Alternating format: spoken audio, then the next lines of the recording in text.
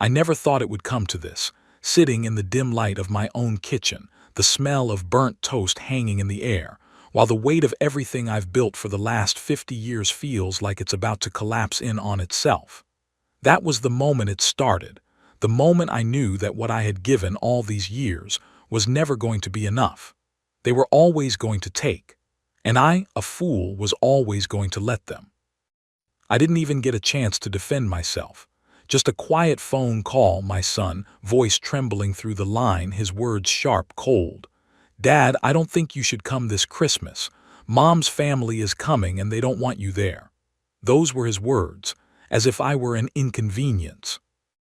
I could feel my heart pounding in my chest, but I stayed still, frozen, hearing the silence on the other end of the line as he waited for me to say something, anything that would make this easier for him. But I didn't say anything. What was there to say? I had been a constant in his life. I had sacrificed so much. And this is how he repaid me. I could barely breathe, and all I wanted was for him to take it back, to say that I misunderstood, but that was never going to happen. That was when I knew. My own son, the boy I had given everything for, had chosen her over me, chosen her family over the man who had carried him for 9 months, worked his fingers to the bone to give him everything, and then some. I was just the old man who no longer had a place at the table. The phone clicked off and I was left there, staring at the screen, feeling something inside me shatter like glass. I think I was in shock, but the pain was there too. The disbelief that my own flesh and blood could turn so quickly, so easily. It had always been this way with them, my son and his wife, the people who had drained me dry for the last 5 years. But I hadn't realized just how deep it ran until now. It wasn't just about the Christmas dinner, it was everything. The money I had loaned them, the house I had helped them buy. The way she, his wife, always made it clear that I was nothing but a tool, a means to an end. Every little request they made had been a whisper wrapped in a polite smile, but I could see it. I could see the contempt behind those eyes when she asked me for money or favors. She never even bothered to hide it anymore. They think I'm a fool, they think I'm weak. That was the moment I realized it. They thought I'd just let them walk all over me. They thought I had no choice, but they were wrong. You might think I'm bitter or angry, but the truth is, I don't care anymore. I'd spent decades giving them my all, sacrificing what little I had left to make sure they were comfortable, that they had the life I never got to live. I wasn't bitter until that moment, but now I knew. I had been a fool to think that I could buy their love. I stood up, letting the phone fall from my hands onto the table. My heart was still pounding in my chest, but my mind was already racing. There were so many things I could do, so many things I hadn't even begun to consider. But that, I realized, would come in time. I walked to the window, staring out at the street, watching the early evening light fade. The street lamps flickered on one by one, casting long shadows across the driveway. I could see my son's truck parked across the street, but I didn't call him. Not yet. Maybe never. I could feel the anger building inside me, but I didn't let it consume me. Not yet. It wasn't about rage. It was about making them pay. Not just for what they did to me, but for everything I had given up. They had taken more from me than I was willing to admit, and I wasn't going to let it slide anymore. I sat back down at the kitchen table, my fingers resting on the wood. I could still hear the echo of his voice in my head, the way he had told me that I wasn't welcome. How he had made it clear that to him, I was just a shadow. It wasn't just the rejection that hurt. It was the realization that after everything, they still thought they could control me. They wouldn't get away with it, not this time. I looked at the calendar on the wall, the days ticking by one after the other. It was only a few weeks until Christmas, and I knew I had to act fast. I wasn't going to let them have that victory, not after everything I had done for them, not after the years I'd spent being their silent provider. I picked up my phone again, this time with a sense of purpose. If you want to know what happened after my son's call, you should probably subscribe. I'm not finished yet. I could feel the shift in the air as I scrolled through my contacts, every decision weighing heavily on me. This wasn't going to be a simple revenge. It was going to be something bigger, something more strategic. I had the power. I had the means, and I would make them regret this. But that's a story for another time. For now, I had to prepare. It wouldn't be long before they realized that I wasn't the fool they thought I was. I had my plans. I had my ways. And they would learn one by one that you don't cross a man who's been broken. You don't take everything from him and expect him to just fade away.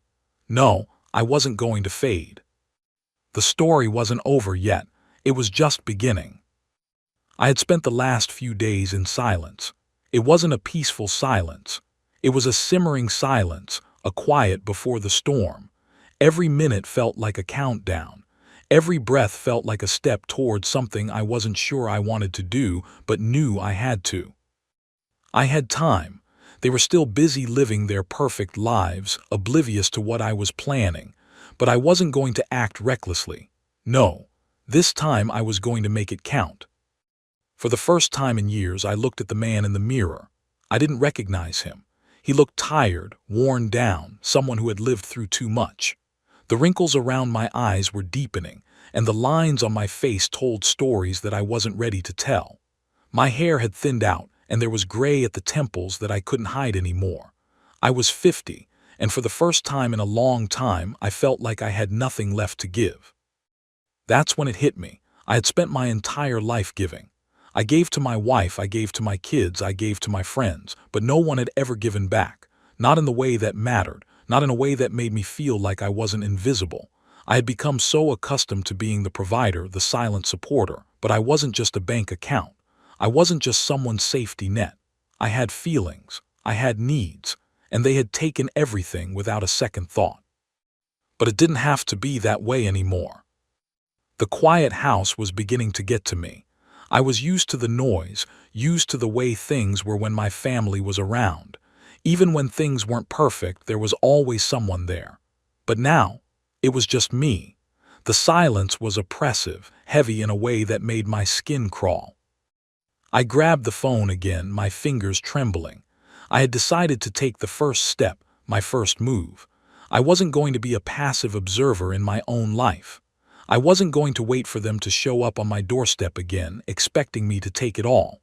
No, I was going to make the first move. I had to. The screen lit up and I scrolled down to the name I'd been avoiding, Michael, my son. I couldn't even begin to process the emotions that washed over me when I saw his name. Anger, sadness, disappointment. It all mixed together into a feeling I couldn't put into words. But there was a calmness inside me, a sense of certainty that I hadn't had in years. I wasn't angry, not really. I wasn't ready to be angry at him. I just wanted him to understand. I needed him to understand the depth of what he had done. I tapped on the contact and waited, listening to the ringing in my ear. It took 4 rings before he answered. The voice on the other end sounded tired, but when he spoke, there was a hint of nervousness that I didn't miss. "Dad," his voice was cautious, like he wasn't sure what kind of conversation he was about to have. "Are you okay?" I smiled, though he couldn't see it. He always thought I was okay. It was easier that way. Easier to pretend that everything was fine when I was the one holding everything together, but not anymore. I had seen the truth, and now it was time for him to see it too. "I'm fine, Michael," I said. My voice was steady, calmer than I expected. I had been practicing what I would say. "I've been thinking a lot about what happened the other night." There was a pause on the other end of the line. I could hear him breathing, like he was weighing his next words carefully. "Dad, look, I didn't mean to hurt you. You know that, right?" I snorted under my breath. He didn't mean to hurt me. Of course he did. Of course he did. They all did. "Yeah, I know," I said quietly. "But it's not about the hurt, Michael. It's about what you took from me." Another long pause. I could practically feel the walls going up in his mind, the defenses he had built to protect himself from the truth. But it didn't matter. I wasn't going to stop. I had been silenced for too long. "What do you mean?" he asked, his voice tight, but there was something else there now. A hint of guilt, maybe. Or was it fear? I leaned back in my chair and let the silence stretch between us. I could feel my heartbeat in my throat, but I held my ground. "You took everything I had, son," I said, my voice lower now, each word heavier than the last. "And you don't even realize it. You took my money, my time, my love. You took my life and I let you." I could almost hear him swallow, his words stumbling now. "Dad, I didn't ask for that. I never asked for you to give everything." But it wasn't the truth. I knew it, he knew it. "Maybe you didn't ask for it, but you took it all the same," I said. "And now I'm taking something back, something you'll understand when it's too late." The line went quiet. I could hear him breathing, but there was no response. I could feel him processing what I had said. And I knew, deep down, he was starting to understand just how far I was willing to go. I hung up the phone before he could say anything more. My hands were shaking now, but I didn't care. It was time for the plan to unfold. I couldn't wait any longer. There were things I had to do, moves I had to make. They wouldn't see it coming, but I knew how to play this game. I glanced over at the calendar again. Christmas was still a few weeks away, but I wasn't going to wait for them to come to me. No, I was going to make sure that when they finally realized what I was doing, it would already be too late. The truth wasn't just about money. It was about respect. It was about what they owed me and what I had taken back. If you want to know what happened next, you might want to hit subscribe, because I promise you what's coming will change everything. But for now, I had to plan, and I wasn't going to leave any stone unturned. I spent the next few days going through the motions, cleaning the house, watching the same reruns I had for years, staring at the walls as if they could somehow offer me some kind of solace. But nothing gave me comfort. It was like I was waiting for something. Not a message, not a call. I was waiting for the moment when I could finally act on the decision I had already made. It wasn't a matter of revenge. It was a matter of reclaiming my dignity. And no one, not my son, not his wife, no one was going to take that from me anymore. I'd always been the kind of man who kept to himself. I didn't need anyone else's approval. That's how I had lived, always working, always doing what needed to be done without asking for anything in return. But that night, when Michael had called and made it clear that I wasn't welcome, something inside me had snapped. It wasn't just about his words. It was everything that had led up to it. The financial help, the favors, the countless sacrifices I had made over the years. I had given them all of it, and now they were taking it for granted. I realized I couldn't live in the past anymore. I couldn't keep blaming myself for things I had allowed to happen. I had been afraid to say no, afraid of what might happen if I did, but not anymore. It started small, as most things do. The next day I made a list. It wasn't anything extraordinary, just a list of everything I had done for them. The house, the renovations, the car repairs, the endless bills I had paid when they were too busy with their lives to keep up. It wasn't that I resented the help I had given. It was that they hadn't ever acknowledged it. They never saw it for what it was. They saw it as their due. And when they didn't need it anymore, when they didn't need me anymore, I was pushed aside like I didn't matter. But I did matter, and if they weren't going to acknowledge that, I was going to make sure they felt it. I needed leverage, something that would make them realize how far I had gone for them, something that would make them see that I wasn't just a source of income, a convenient ATM for them to withdraw from when things got tough. I wasn't going to let them forget who had made all of it possible. I had played the game by their rules long enough. It was time to change the game. So I took a trip to the bank. It was a small, nondescript branch, but I knew the teller there. We had exchanged pleasantries over the years, but it wasn't like we were close. I didn't need to be close. I just needed her to pull up the documents I needed. She didn't ask questions, which was just how I wanted it. "Here you go, Mr. Flores," she said, handing me a thick envelope. It was filled with papers, bank statements, mortgage documents, wire transfer receipts. The numbers in black ink blurred together for a moment, but I didn't need to focus on them. I knew what was inside. I knew the exact amount of money I had given them over the years. It was a staggering sum, more than I cared to admit to myself, more than I had thought to track at the time. But looking at it now, seeing it all laid out in front of me, it felt different. It felt like the weight of all the years of sacrifices and silent frustration were finally giving me the ammunition I needed. I took the envelope home, my mind already racing with the next step. But it wasn't just the money. It was the time, the years I had spent building this life for them, giving them the things I never had, hoping, praying that they would one day appreciate it. And what had I gotten in return? Silence. Rejection.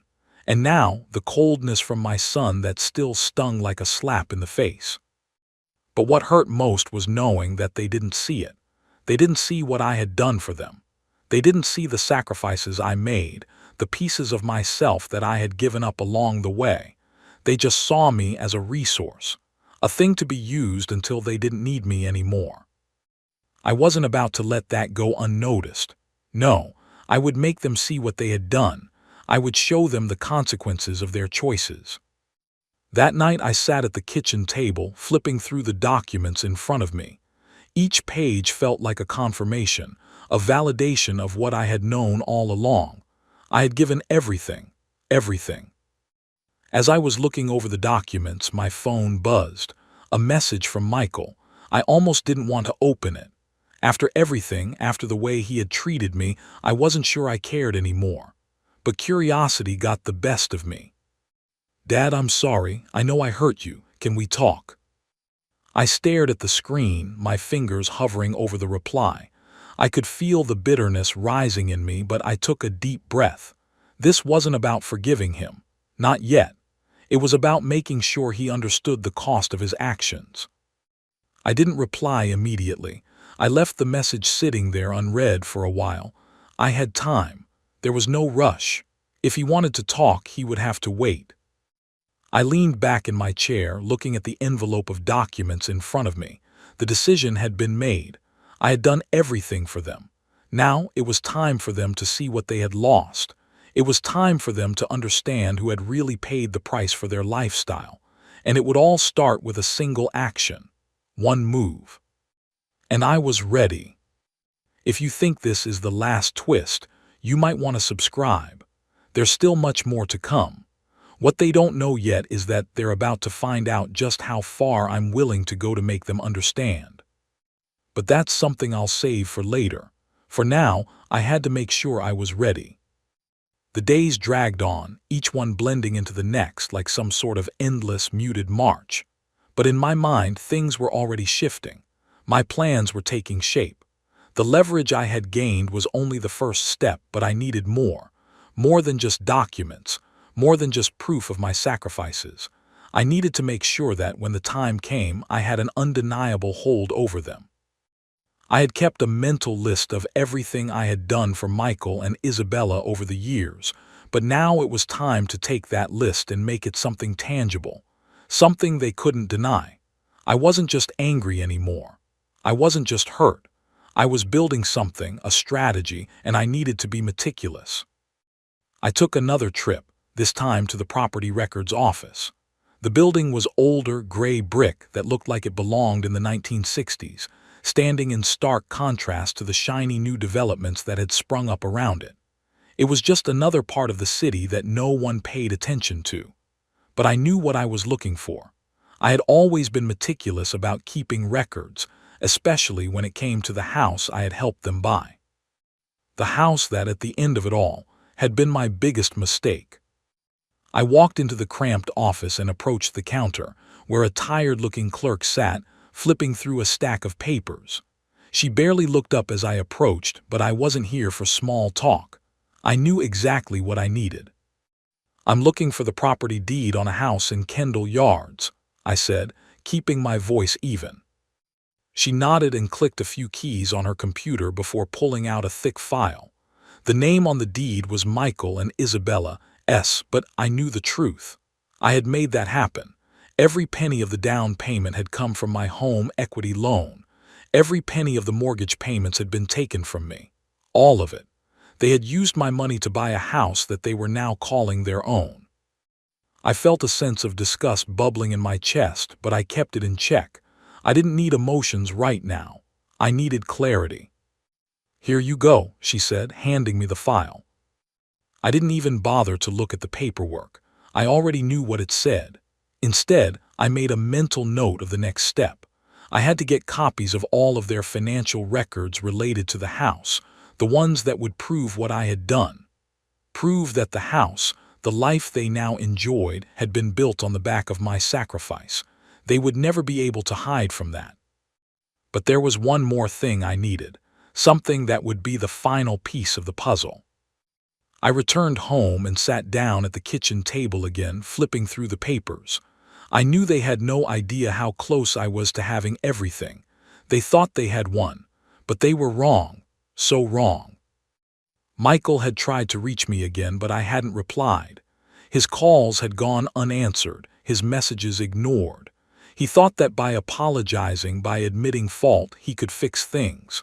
But there was no fixing it anymore. The damage was done, and the truth was about to come out. I spent the evening organizing everything. The bank statements, the wire transfers, the property deed, the mortgage documents.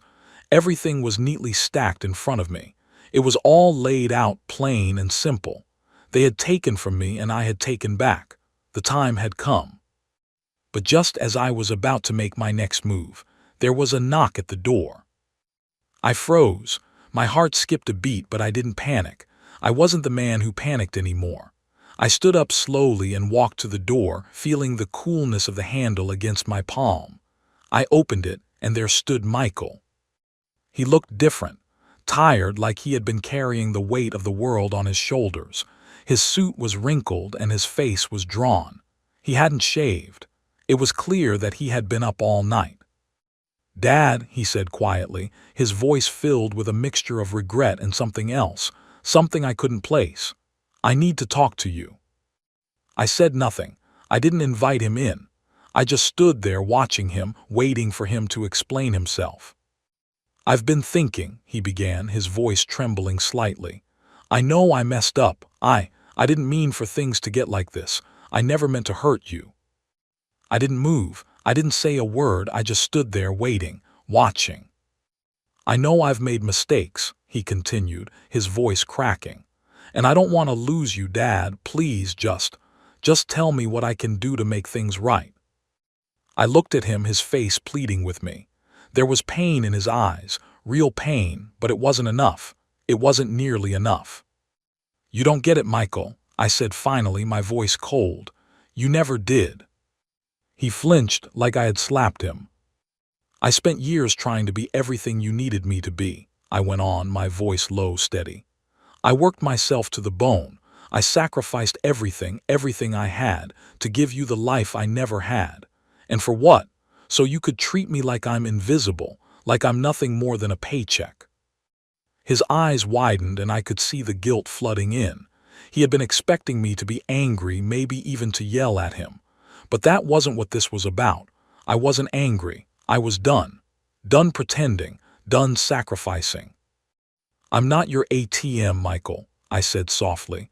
"I'm not here to give you what you want just because you ask. Not anymore." He took a step back, clearly taken aback by my words. He hadn't expected this. "Dad, please," he whispered. "I'm sorry, But I didn't let him finish. "No, Michael, I've heard enough. It's too late for apologies." I shut the door on him without another word. And as the sound of his footsteps faded into the night, I felt a strange sense of satisfaction. The first move had been made. They thought they had the upper hand, but now they were about to realize just how wrong they were. If you think that was the end of it, you're wrong. That was just the beginning. And what comes next? Well, let's just say you might want to subscribe if you want to see how it all unfolds. Because they're about to learn a very hard lesson, and it's going to be a lesson they'll never forget. I didn't sleep that night. I couldn't. The truth had sunk in deeper than I expected, and it wasn't just the plans I had made that kept me awake. It was the realization that Michael had no idea how much this would cost him, how much this would cost all of them. They thought their actions had consequences, but they hadn't seen the big picture. They didn't realize who they were dealing with. The next morning, I found myself staring out the window, watching the sun rise over the neighborhood. The quiet hum of the city waking up was almost soothing, but I wasn't thinking about that. I was thinking about what came next, the next step in the plan. They wouldn't see it coming. It was hard to pinpoint the exact moment when things had started to go wrong. Maybe it was when they moved into the house. Maybe it was when they started taking more and more of my money without a second thought. Or maybe it was when I realized that my son was the person I thought he was. That hurt more than anything. He wasn't just a kid who had grown up. He was a man who had chosen his wife's family over his own. A man who had used me and didn't care. I turned away from the window and walked over to the pile of documents I had carefully assembled. I'd spent hours getting everything in order, everything I needed to ensure they couldn't deny the truth of what I was about to do. I had my leverage, and now I just had to execute it. And it would be precise. There was no room for error. I picked up the phone and made a call. The voice on the other end answered almost immediately. "Mr. Flores," the lawyer said, his voice smooth and professional. "What can I do for you today?" "I need to discuss a matter regarding my son's mortgage," I said calmly. My hands were steady, but inside, my heart was beating faster than I wanted it to. "I want to start the process of revoking the agreement I made with him. I want to cancel the mortgage payments and make sure that the property is put under my control." There was a pause on the other end, a long one. I could almost hear him processing what I had said. "Sir," he said finally, "that's quite an aggressive move. I assume you've discussed this with your son." I let out a short laugh. "No, not yet, but I will." "Understood. We can move forward with the legal documentation. I'll begin the necessary steps, but I would recommend you make your intentions clear before we proceed." "I will," I said firmly, "but I don't want to waste time, just make it happen." And with that, the first part of the plan was set into motion. I hung up, feeling a rush of satisfaction. It wasn't just about the house. It wasn't just about the money. It was about making a statement that would make them understand how far I was willing to go. I took a deep breath and looked out the window again, my mind already calculating the next steps. I had everything in place now. It was time to confront them. But I wasn't going to confront them head on. No, that would be too easy. Instead, I would make them see how much they needed me, and how easily I could take it all away. I didn't call Michael back. I didn't want to. I didn't want him to think that his apology would undo anything. No, this was bigger than that. This was about power. This was about making them realize that I wasn't a pawn in their game. I was the one pulling the strings. The following day, Isabella called. I didn't pick up. She left a message. "Dad, we really need to talk. Can you just pick up the phone, please? Michael's really upset. We just want to clear things up." I smiled to myself. They thought this was something they could smooth over with a phone call. They thought if they offered a little apology, I would roll over.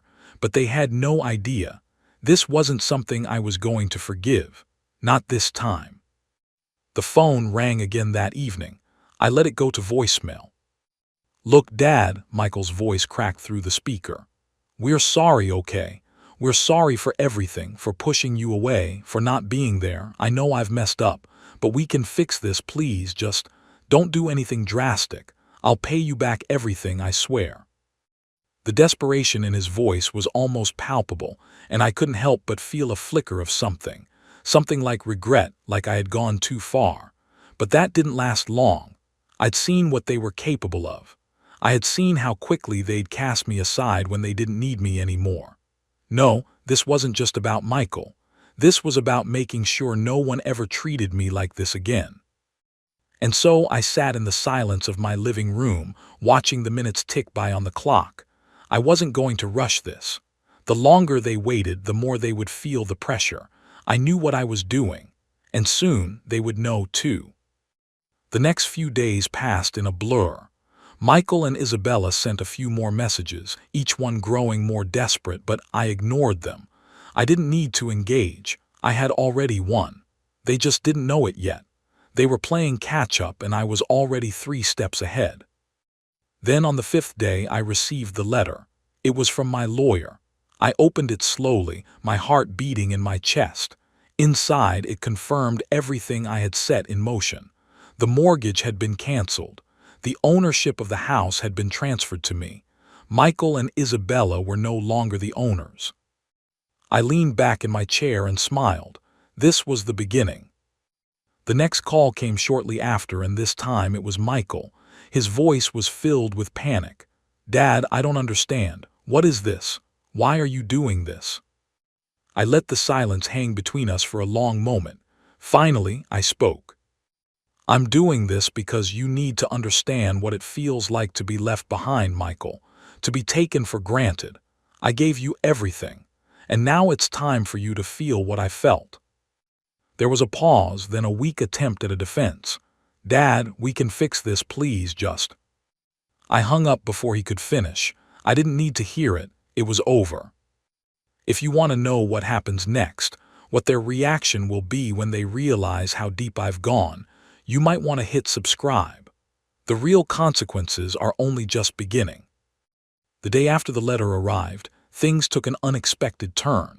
I wasn't prepared for how fast they would respond, or rather, how much they would scramble. Michael and Isabella were reeling from what had happened, but they hadn't figured out the full extent of it. I knew they would try to fix it, too proud to admit their mistake, too used to getting their way. But I wasn't sure how they would react when they realized there was no way back. That afternoon, Michael showed up unannounced. He was standing on my porch, his hands stuffed deep into his pockets, his face pinched with anxiety. The second he saw me, his expression softened, as if some part of him was still holding on to the idea that I would forgive him, that he could still make it right with a few words, with some apology that would erase everything that had led up to this moment. But he was wrong, so wrong. I opened the door slowly, not letting him rush in. He wasn't welcome, not like before.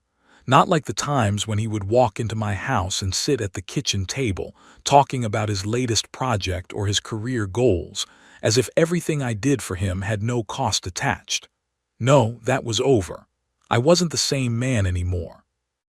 "Dad," Michael said quietly, his voice unsure, "can we talk, please?" I didn't let him inside. I didn't need to hear the same excuses again, the same empty promises. "We're talking now," I said, my voice calm but firm. He hesitated for a moment, unsure of how to proceed. Then he took a step forward, his voice shaking as he spoke. "I don't understand what's happening. You can't just take everything from us. You can't just cancel the mortgage like that. You know how much this is going to hurt us, right?"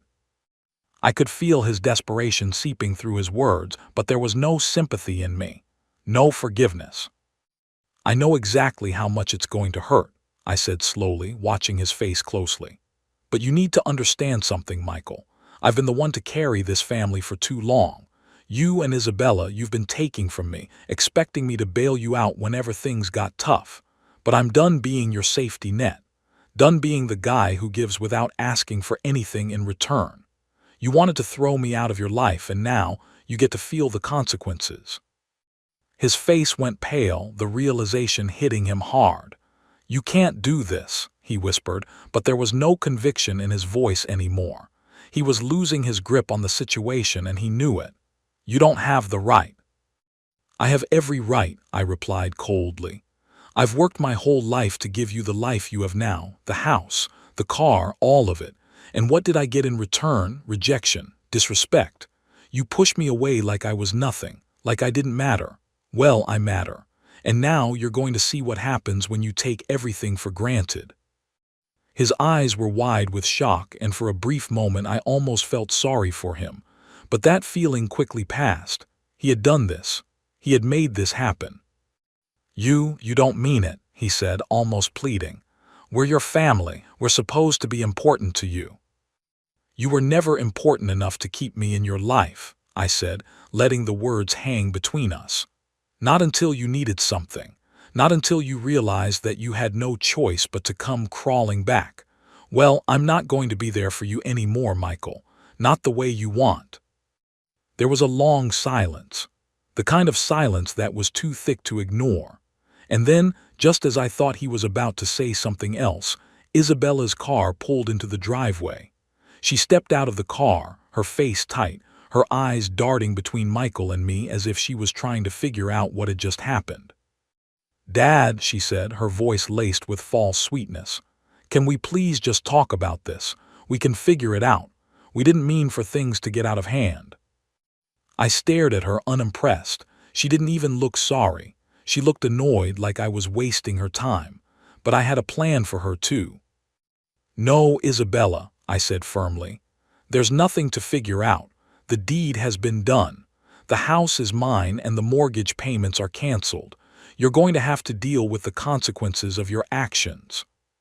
Her face hardened, but she didn't argue. She knew the truth. She knew exactly what I had done, and she knew she couldn't undo it. Michael, his voice barely above a whisper, spoke again.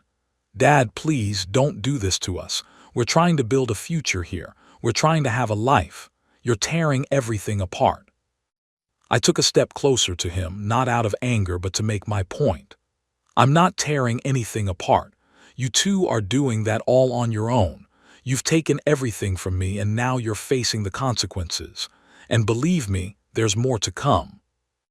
Isabella's eyes flickered with a flash of panic, but she quickly masked it with a tight smile. "You really think we won't fight this?" she asked. "You think we're just going to let you ruin our lives and get away with it?" I could feel the tension rising, but I remained calm. "I don't care what you do. I've made my decision and I'm going to follow through with it. This is the reality now. Your perfect little life. It's over." I could see it in their eyes, the shift. They hadn't fully realized what they had done until now. They hadn't seen the full weight of their actions, but they would soon. They would feel it in every fiber of their lives, in every choice they made from here on out. "You'll regret this, Dad," Michael said quietly, but there was no conviction in his words anymore. He had finally understood that I wasn't going to back down. I didn't answer him. There was no need. I wasn't going to give them false hope. There was no going back. The next few days were a blur of phone calls and messages, mostly from Michael, but sometimes from Isabella as well. They tried to guilt-trip me, tried to make me feel like the villain in their story. But I knew better now. I wasn't the villain. I was the one who had been wronged, the one who had been used and discarded when they didn't need me anymore. And now I was the one in control. If you think you've seen the worst of what I'm capable of, you haven't. You might want to subscribe because things are about to get much more interesting. They still don't know what's coming next, but I do. And soon they will too. The silence that followed Michael's and Isabella's last visit was almost unbearable. It hung in the air like a thick fog, suffocating any hope of reconciliation. For a brief moment, I thought I might regret not giving them a second chance, but the feeling passed as quickly as it came. This was the only way. There could be no going back. I had spent years being their safety net, their fall guy when things got hard. They'd taken my generosity for granted, and now they would pay the price. I didn't realize it at first, but the next few days were when everything truly began to shift. It wasn't just the phone calls or the occasional visits from Michael, his face drawn and tired as he tried to reason with me. No, it was something more insidious, something deeper. It was the way my mind was changing, the way my actions were becoming sharper, more methodical. The rage I had been holding onto for so long wasn't just a passive force anymore. It had become a strategy, a weapon. And I was starting to enjoy the feeling. Michael had left several voicemails, each more desperate than the last. I didn't pick up. I didn't need to hear his voice anymore, filled with guilt and false remorse. I knew exactly what they were trying to do. They were trying to talk me down, trying to convince me that everything could be fixed if only I would listen. They didn't realize it, but they were already losing. The more they begged, the more I dug in my heels. Isabella, on the other hand, was a different animal altogether. She didn't beg, at least not in the way Michael did. She tried to play it cool, tried to act as if she had everything under control, but I could hear the edge in her voice, the thinly veiled panic. She had always been the one who manipulated, the one who played the victim while silently pulling the strings behind the scenes. But now, there was no room for her games. One morning, just as the sun was rising, I decided to make my next move. I was sitting at the kitchen table again, the same spot where I had spent countless hours over the years, calculating, planning, waiting. It had always been a space of quiet reflection, but now it felt like a command center. The phone buzzed in front of me, snapping me out of my thoughts. It was a text message from Isabella. I didn't have to read it to know what it said. I had grown used to their tactics by now. She was trying to appeal to my sense of decency, trying to make me feel like the bad guy. But that wasn't going to work anymore. I opened the message, and there it was, her attempt to pull me back in. "We need to fix this, Dad, please. This isn't just about the house. It's about family." I didn't reply.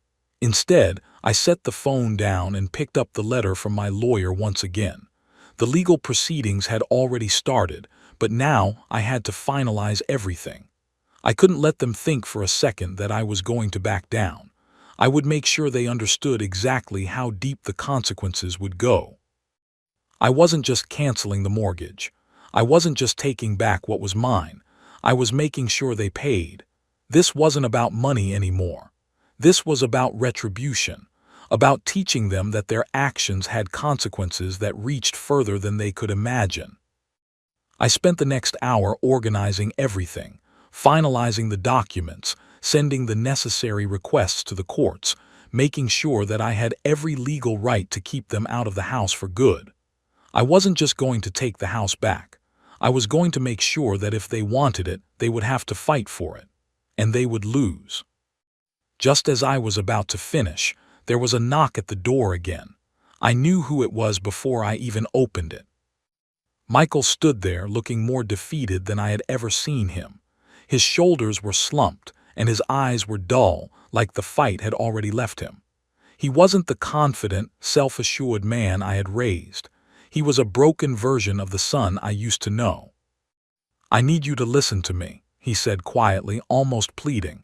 His voice was hoarse, like he hadn't slept in days. I didn't invite him in. I didn't have to. He wasn't welcome. But I stood there watching him, letting the silence stretch between us. "Dad," he said, his voice cracking. "Please, I don't know what to do. Isabella and we're going to lose everything. We can't fix this without you." The guilt began to rise in my chest again, but I shoved it down. I didn't care. Not anymore.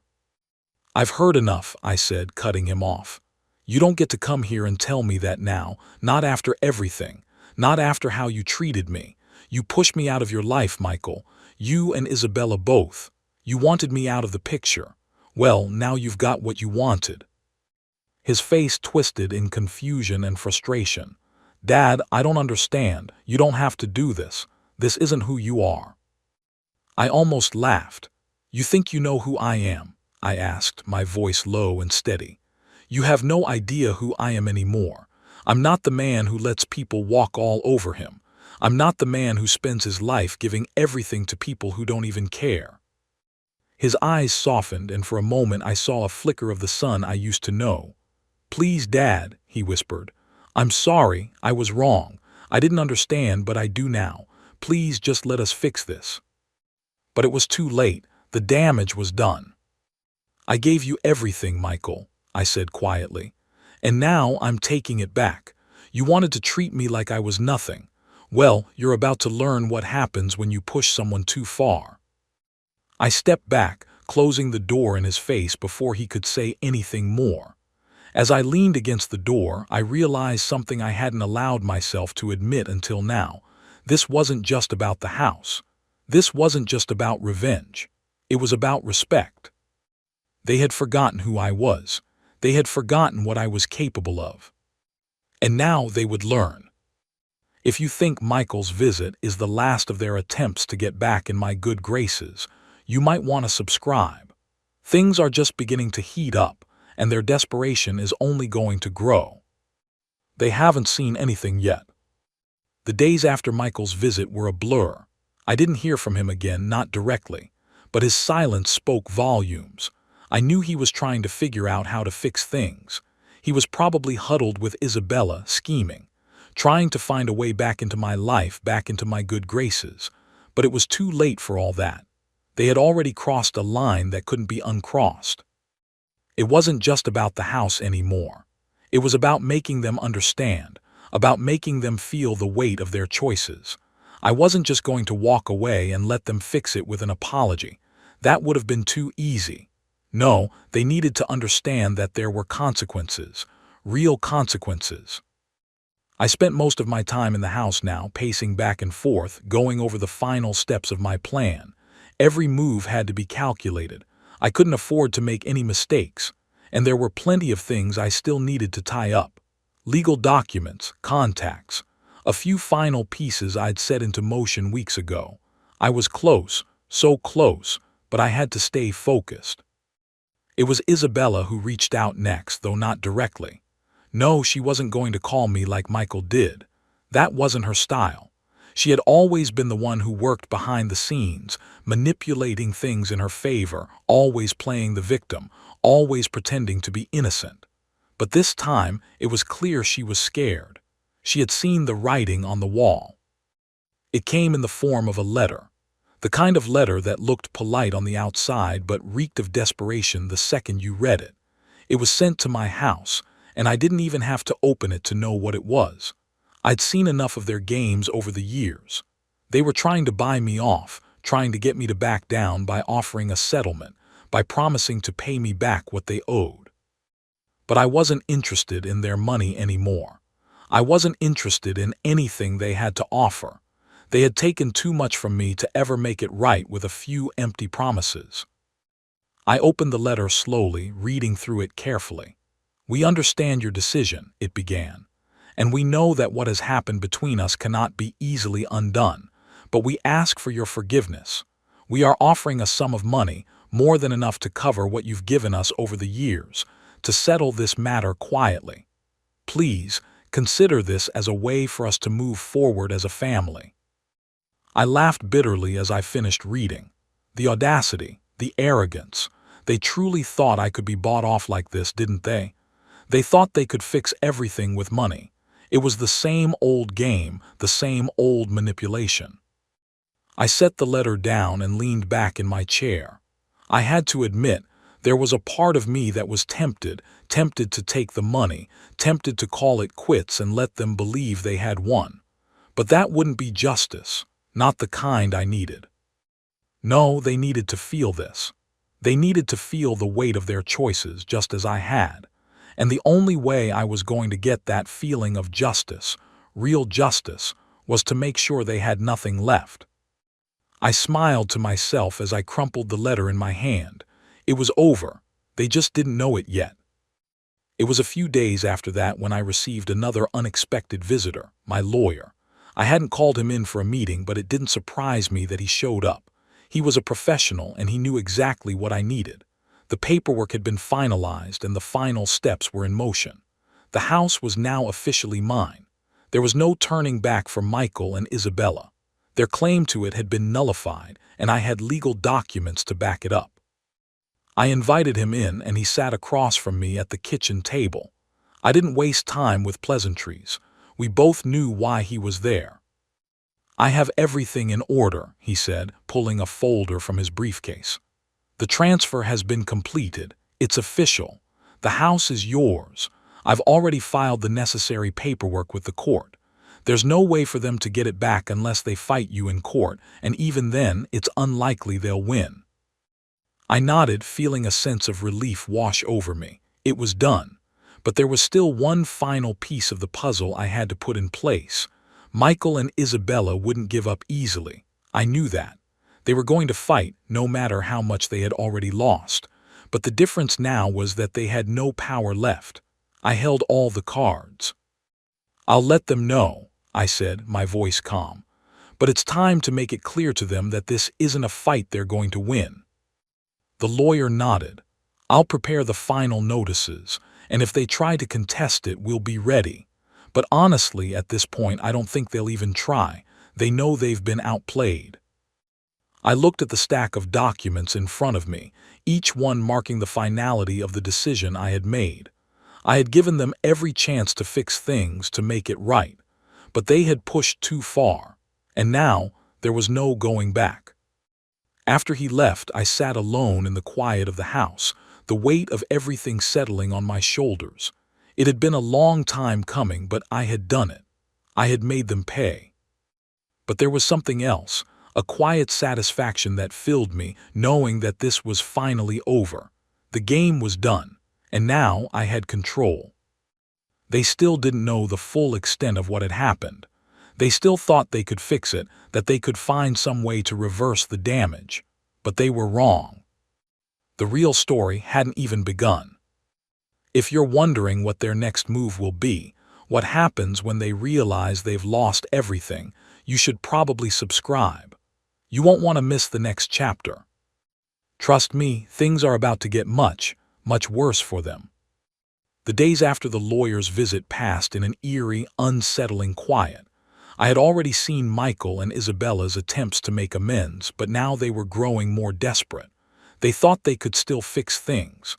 They thought they could still change my mind, but they didn't realize the truth. The moment they crossed that line, they were done. They had no power left, and I was reveling in it. Every morning I would wake up to find new messages, voicemails, and emails flooding my phone. They were relentless.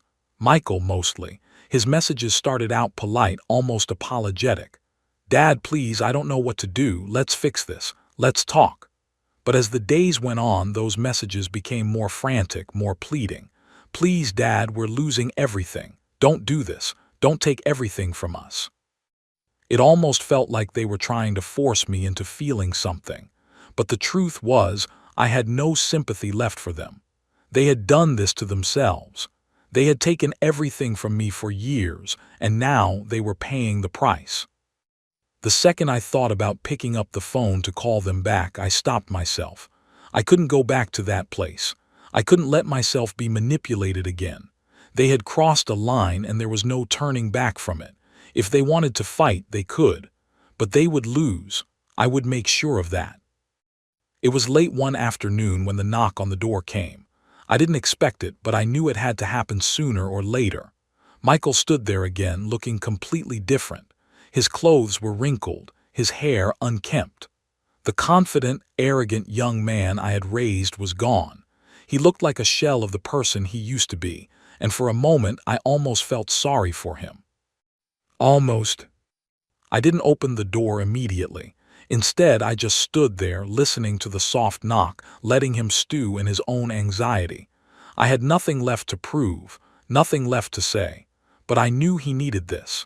He needed to see me, to know I wasn't backing down.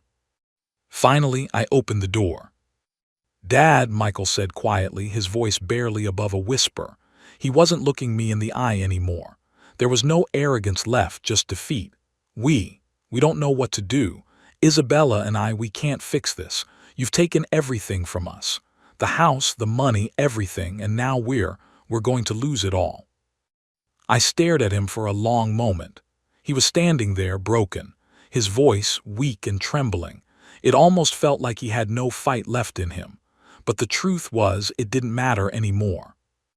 "You still don't get it, do you, Michael?" I said, my voice low. "This isn't about the house. This isn't about money. This is about everything you've taken from me. All the years I spent giving, and you never once thought about what it was costing me." His face twitched as he tried to keep his composure, but it was clear. He was losing it, and I didn't care. "I don't know what you want from me," he said, his eyes finally meeting mine. "I'm sorry, okay? I'm sorry for everything. Please just let us have the house. Let us have something, please." I let the silence sit between us. He thought if he apologized, if he begged me, I would give in. But there was no bargaining here. No amount of apologies would undo the years of manipulation and neglect. I was done. "I'm sorry, Michael," I said, shaking my head slowly. "It's too late. You had your chance, and you wasted it." His face twisted in confusion and frustration. But we're family," he said, desperation creeping into his voice. "You can't just throw that away. You can't throw me away. I'm your son. Don't you care about that?" The words stung, but I didn't let them in. I couldn't. If I let myself feel sorry for him now, all of this would have been for nothing. "You're right. You're my son," I said, my voice steady. "And that's exactly why I'm doing this, because I can't keep enabling you. I can't keep pretending that everything's fine when you treat me like I'm invisible. I spent my whole life giving, Michael, and now I'm taking it all back." His shoulders slumped. "Dad," he didn't finish the sentence. He didn't need to. I could see the guilt, the shame written all over his face. It had finally hit him, but it wasn't enough. It wasn't nearly enough. "I'm done, Michael," I said quietly, my voice calm but resolute. "I'm done being the man who gives and never gets anything in return. I'm done being your safety net. I'm done with all of it."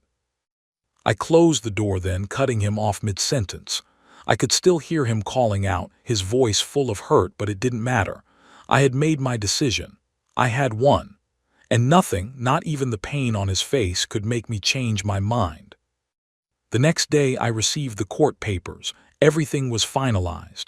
The house was officially mine, no longer under Michael and Isabella's name. I didn't celebrate, I didn't feel victorious.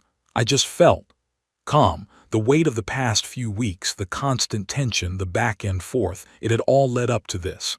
And now it was done. But I knew this wasn't the end. They would never stop trying to get back into my life, trying to find a way to reverse what had happened. But they couldn't. They were out of options. As I sat in the living room, looking out over the property that had once been their dream, I realized something. It wasn't the house that mattered anymore. It wasn't the money. It was the fact that I had finally taken control of my own life. I had stopped being a passive participant in their story. Now, I was the one calling the shots. And for the first time in years, I felt like I was finally free. If you think this is where the story ends, you're wrong. The hardest part is still to come. They've lost everything, but now they have to live with the consequences.